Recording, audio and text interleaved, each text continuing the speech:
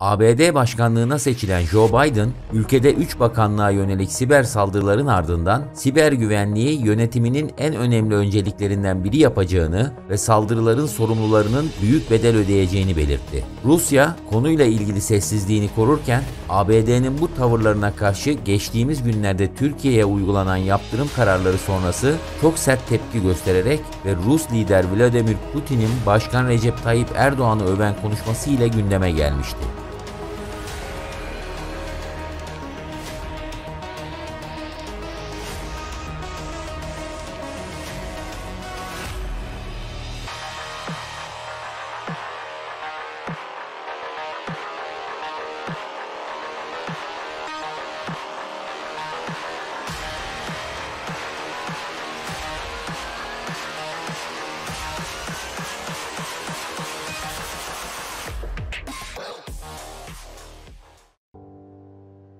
Biden, ABD Hazine, Maliye ve İç Güvenlik Bakanlıklarına siber saldırıların ardından yaptığı açıklamada, son günlerdeki siber saldırıların ABD şirketlerini ve federal hükümet kurumlarını hedef aldığına dikkat çekti. Biden, yönetimim siber güvenliği en önemli önceliği yapacak ve göreve başlar başlamaz bu sorunla ilgilenecek. Ancak iyi bir savunma yeterli değil. Düşmanlarımızı ilk olarak caydırmamız gerek ve bunu saldırıların sorumlularına büyük bedel ödeterek yapacağız değerlendirmesinde bulundu. Yetkililer, Rus istihbarat servisinin saldırıların ardında olduğuna inandıklarını belirtmiş, Rusya ise söz konusu siber saldırı iddialarını reddetmişti. Beyaz Saray ise ABD Ticaret ve Savunma Bakanlıklarına yabancı bir hükümetin siber saldırıda bulunduğunu açıklamıştı. Washington'un yaptırım kararı uzun süredir konuştuğumuz S-400 meselesini somutlaştırdı. Kongre'nin ısrarı ile Caatsa çerçevesinde Başkan Trump gider ayak müttefik bir ülkenin savunma sanayi başkanlığına yaptırım getirdi. Yaptırımların mevcut haliyle ağır olmadığı ancak genişleme imkanı olduğu, daha önemlisi ise Biden yönetimine Türkiye ile ilişkilerde yeni bir angajman geliştirme fırsatı sunduğu açık. Kuşkusuz ittifak ilişkilerine aykırı olan bu yaptırımların uygulaması metinden daha önemli. Washington'daki yeni yönetimin Türkiye politikası şekillenmeden bu dosyada ileri adımlar atacağını sanmıyorum. İkili ilişkilerdeki FETÖ sorununda bir değişiklik beklenmezken Suriye, YPG ve Doğu Akdeniz'in öne çıkacağı tahmin ediliyor. Ancak asıl mesele Başkan Biden'ın ABD'nin küresel politikalarını yeniden ele alırken Türkiye ve Erdoğan hakkında nasıl bir yol izlemeyi tercih edeceğinde. Bunu anlamak için en az birkaç ay daha beklemek durumundayız. Şurası net. Biden'ın Türkiye'nin Obama'nın ikinci dönemindeki konumunda olmadığını fark ederek bir politika oluşturması Türk-Amerikan ilişkilerine pozitif katkı sağlayabilir. Türkiye, çevresindeki bölgelerde stratejik birçok dosyada etkili bir aktör durumunda. Buna sadece dünden 2 örnek. Rus lider Putin'in yıl sonu basın toplantısındaki Erdoğan övgüsü ve Irak Başbakanı Kazimi'nin geçenlerdeki Ankara ziyareti verilebilir. Rus liderin Erdoğan sözünü tutan biri, ülkesi için sonuna kadar gider.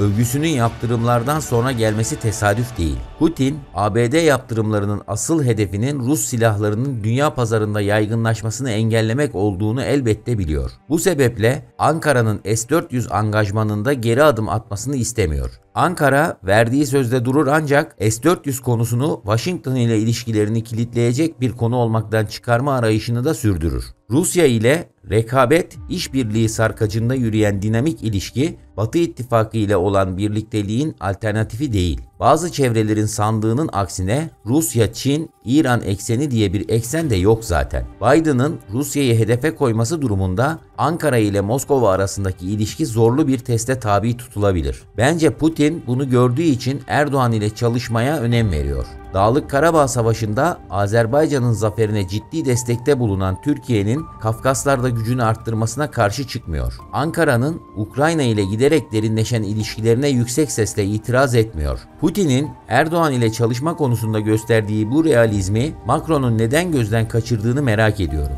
Biden'ın önceki söylemlerinin aksine uygulamada pragmatizm gösterip göstermeyeceğini, Erdoğan faktörünü sağlıklı değerlendirip değerlendiremeyeceğini önümüzdeki aylarda göreceğiz. Erdoğan'ın Irak Başbakanı Kazimi ile teke tek kritik görüşmesi gözlerden kaçmadı. Kuzey Irak'taki Kürt aktörlerin ve merkezi Irak hükümetinin PKK politikası yeni bir döneme giriyor. Irak'ta PKK artık şiddete ve çatışmaya yol açan ciddi bir tehdit haline geldi. Ankara ve Bağdat arasında bu konu daha fazla işbirliği için masada. Ancak İkili ilişkiler gündemi bununla sınırlı değil. Sıklaşan ziyaretler Irak'ın istikrara kavuşması ve yeniden imarı ile de ilgili. Dahası Irak'taki ABD-İran çekişmesinin yeni bir döneme girmesi ihtimalini de gözetiyor. Ankara bu çekişmede dengeleyici ve istikrar sağlayıcı rol üstlenebilir. Bakmayın bazı çevrelerin Türkiye'nin yalnızlaştığı ya da dostluğunun azaldığı iddialarına. Bölge ülkeleri ve komşularımız Ankara ile işbirliğinin ne demek olduğunu son yıllarda çok iyi gördüler.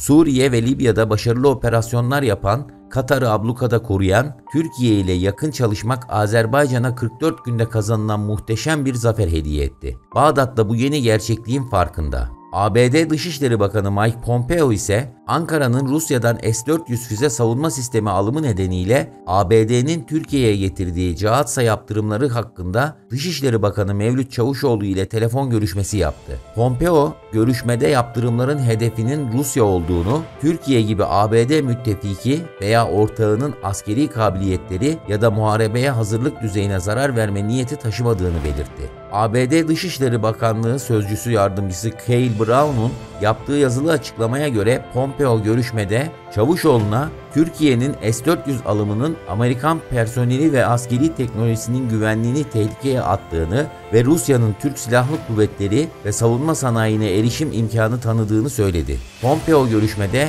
yaptırımların hedefinin Rusya'nın önemli oranda gelir, erişim ve etki gücü elde etmesini önlemek olduğunu ve Türkiye ya da diğer herhangi bir ABD müttefiki veya ortağının askeri kabiliyetleri ya da muharebeye hazırlık düzeyine zarar verme niyeti taşımadığını belirtti. Açıklamada Bakan Pompeo ayrıca Türkiye'yi S-400 meselesini uzun yıllara dayanan savunma sektörü işbirliğiyle tutarlı şekilde çözmeye ve NATO ile uyumlu silah alımına yönelik NATO yükümlülüklerine tekrar kendini adamaya çağırdığı ifadesi kullanıldı. Özellikle Amerika'nın 2003'ten bu yana coğrafyamız için oluşturduğu strateji daha da parçalanmış ülkeler topluluğudur. Yani ne yekpare bir Irak, ne Suriye, ne Libya, ne İran, ne de Türkiye. Amerika'nın uzun vadeli stratejik planı içinde vardır.